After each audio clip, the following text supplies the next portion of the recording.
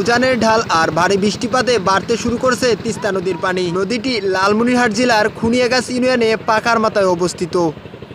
নদীটির বিপদসীমার উপর দিয়ে প্রবাহিত হচ্ছে পানি।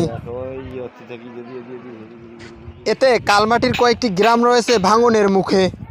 আমার বাড়ি ভাঙি গেছে, নদীর কিছু নাই, 3-4টে বাড়ি ভাঙি গেছে। সরকারের কাছে আবেদন, বাড়িগুলোর বা তিস্তা নদীর ব্যবস্থা যেভাবে হোক। আমি ভাঙনের হাত থেকে নিজ বাড়ি বাঁচাতে তাড়াতাড়ি সরিয়ে ফেলছেন তিস্তাপাড়ের মানুষ। নদীপাড়ের বাসিন্দাদের অভিযোগ, স্থানীয় জনপ্রতিনিধি ও পানি উন্নয়ন বোর্ডকে বলার পরেও ভাঙন রোধের কোনো ব্যবস্থা নেওয়া হচ্ছে না। কালকে আমরা আসছিলাম, যে কটা বাড়ি দেখছিলাম, তা আজকে আসি দেখি তো 2-3টে বাড়ি ভাঙে গেছে। আর পানি তো বাড়ে, আজকে পানি বাড়া, কিন্তু পানিটা যখন কমে যায়, কমার সাথে সাথে তুমুল হারে নদী ভাঙা শুরু হয়।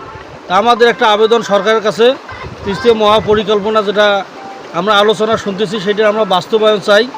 না হলে এলাকার মানুষের যে কষ্ট, এই কষ্ট আর সহ্য হয় না, আমরাও অনেক কষ্টে আছি। আর তাই ভাঙনের কবলে পড়ছেন স্থানীয় বাসিন্দারা। বাড়ি ছিল, আজকে সকালবেলা ভাঙিয়া গেছে। এই তিস্তা মহাপরিকল্পনা যেটা কল্পনা চলতেছে, ওটা আমরা সরকারের কাছে বিরুদ্ধে আবেদন, ওটা আমরা পরিকল্পনা বাস্তব চাই। এরই মধ্যে 3টি ডালিয়া ব্রিজের কপাট খুলে দিয়েছে পানি উন্নয়ন বোর্ড। একদিকে ভারী বর্ষণ, অন্যদিকে তিস্তাপাড়ের ঢল। হিমশিম খাচ্ছেন তাই তিস্তাপাড়ের মানুষ। তিস্তাবাসীর অভিযোগ, এই নদী ভাঙন রোধের দ্রুত যেন পদক্ষেপ নেওয়া হয়। আকাশ সরকার, লালমনিরহাট, খুনিয়াগাছ, পাকার মাথা।